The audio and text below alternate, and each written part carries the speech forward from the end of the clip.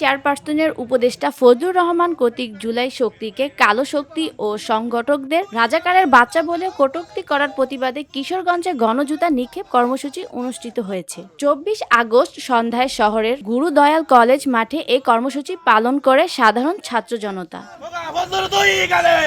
সাধারণ ছাত্র জনতা অভিযোগ করে বলেন, ফজলুর রহমান মুক্তিকামী শক্তিকে অবমাননা করে ইতিহাসকে কলঙ্কিত করেছেন। এই ধরনের বক্তব্য দেশের মানুষ মেনে নিবে না। তারা প্রকাশ্যে ক্ষমা চাওয়া দল থেকে ফজলুর রহমানকে বহিষ্কার দাবি জানান। অন্যথায় আরও কঠোর কর্মসূচির হুঁশিয়ারি দেন তারা। সেই সাথে ফজলুর রহমানকে কিশোরগঞ্জে অবাঞ্ছিত ঘোষণা করেন।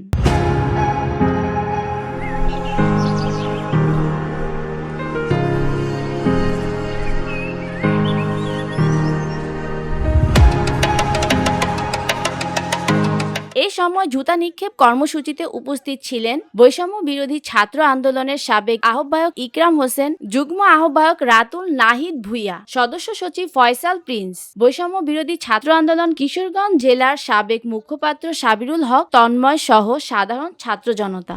ক্রেডিট নিতে চাই, তাহলে কি আমি বলবো VOD Bangla news desk. Awami League ছাড়া যারা আছে সকলেই কালো শক্তি।